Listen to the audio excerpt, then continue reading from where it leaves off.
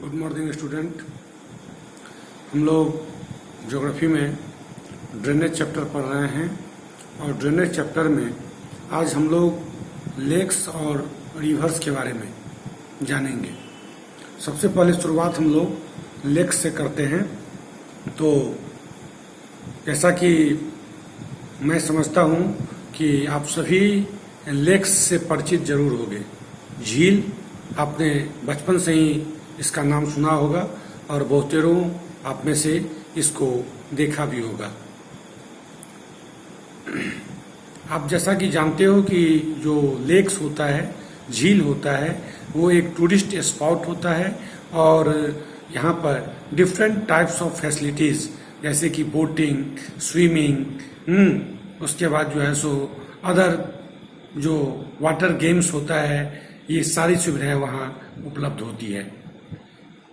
Imagine that if Srinagar, Nainital and other tourist places did not have a lake, would they have been as attractive as they are today?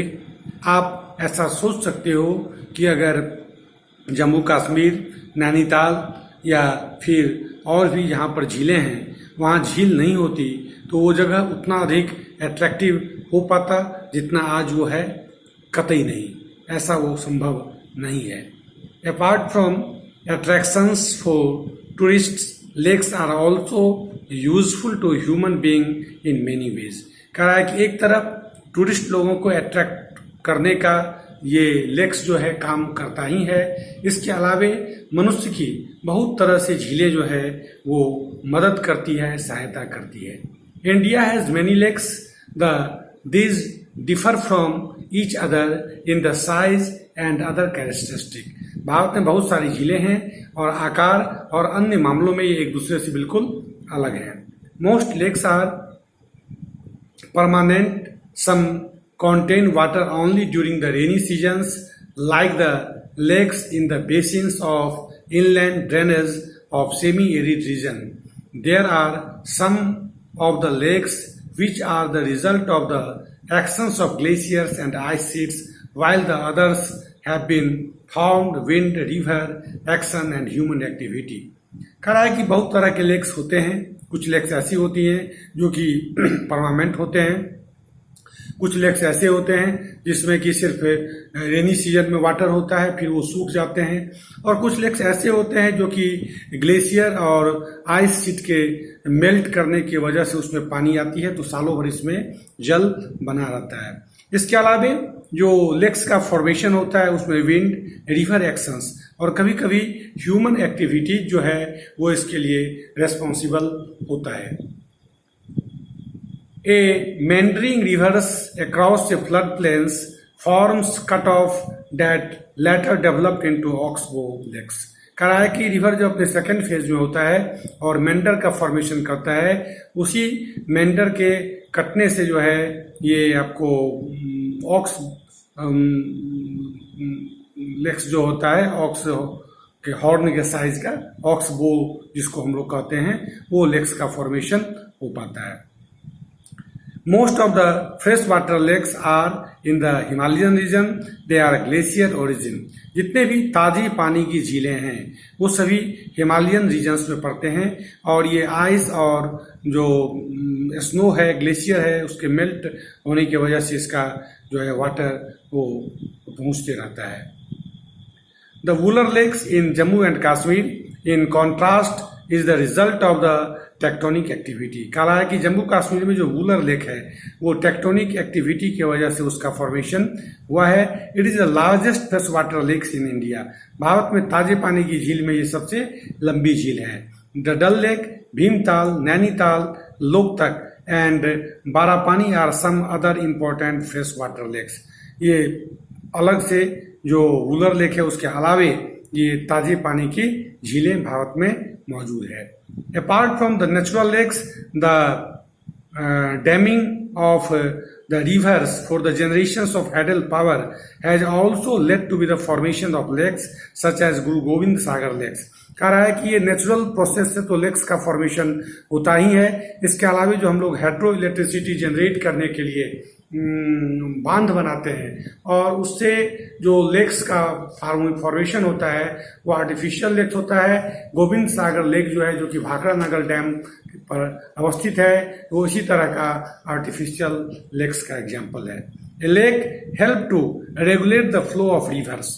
जो झीलें होती हैं वो नदियों के पानी को नियंत्रित करने में हमारी मदद करती है। During heavy rainfall, it prevents flooding, and during the dry season, it helps to maintain an even flow of water. कह रहा है कि जब वर्षा के समय में ये फ्लड जो है उसके इफेक्ट को कम करता है, और ड्राई सीजन में जो है सो इरिगेशन वर्क में फार्मर्स लोगों की काफ़ी मदद करता है। Lakes can also be used to developing hydel power। इतना ही नहीं, लेक्स से जो है सो पनबिजली बनाने का काम भी किया जाता है।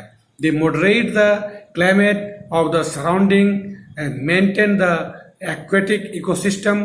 कह रहा है कि ये जो आसपास की जो क्लाइमेट है उसको मेंटेन करके रखता है, जो एक्वेटिक लाइफ है उसको प्रिजर्व करता है। इनहेंस नेचुरल ब्यूटी, और जो प्राकृतिक सौंदर्य है उसको बढ़ाने में भी काफ़ी अहम रोल निभाता है। It help tourism and provide recreation. ये टूरिज्म जो है उसको, पर्यटन को बढ़ावा देता है और रिक्रिएशनल जो एक्टिविटी है उसको करने में मदद करता है। रिक्रिएशन सेंटर होता है जहां आकर के लोग अपने आप को इनर्जाइज फील करते हैं।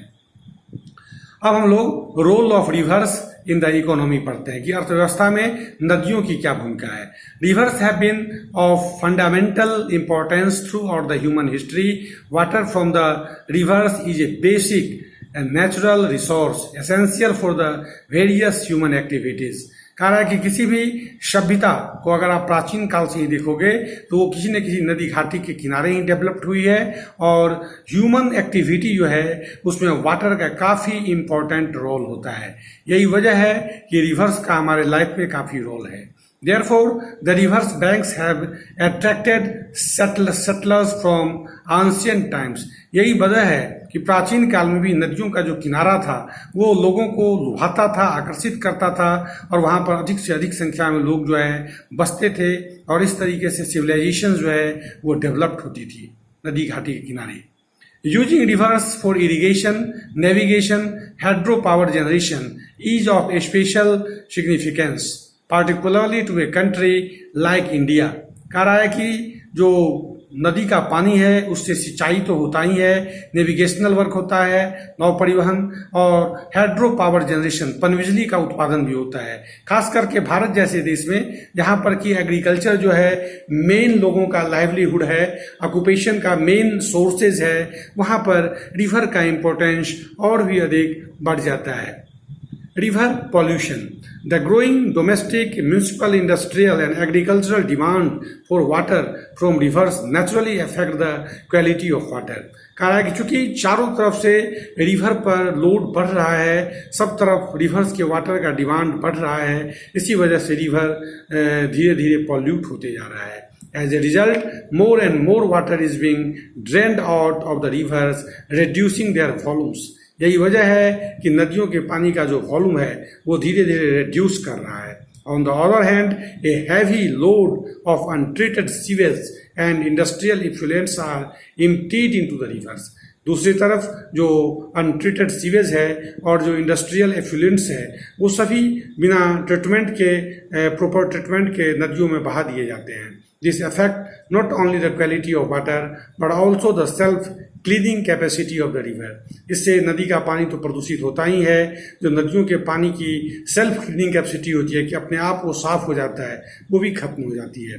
For example, given the aquatic stream flow, the Ganga water is able to dilute and assimilating pollution loads within 20 kilometre of large cities. कह रहा है कि चूंकि गंगा वाटर पहले अपने आप क्लीन हो जाता था, लेकिन बहुत अधिक पॉल्यूशन की वजह से अब जो है वो ये कैपेसिटी धीरे धीरे उसमें कम होती जा रही है। but the increasing urbanization and industrialization do not allow it to happen and the pollution level of many rivers has been rising. लेकिन रैपिड इंडस्ट्रियलाइजेशन और अर्बनाइजेशन की वजह से जो शहर में रहने वाले लोग हैं उनकी संख्या काफ़ी तेजी से बढ़ती जा रही है और नदियों का पॉल्यूशन हो रहा है। तो बच्चों, आप समझ गए होंगे कि नदियों का पॉल्यूशन क्यों होता है और इसे कैसे रोका जा सकता है। तो ठीक है, इस तरह से आप देख रहे हो कि आज हम लोगों का ड्रेनेज चैप्टर कंप्लीट हो चुका है और अब इस पूरे चैप्टर से जो सिलेक्टेड क्वेश्चंस हैं, सिलेक्टिव क्वेश्चंस, वो मैं आपको दूंगा और आप उसको हमको लिख करके उसका आंसर तैयार करके हमको सेंड करोगे, फिर मैं उसका एवल्यूशन करूँगा, चेक करूँगा। Okay, thank you, bye bye.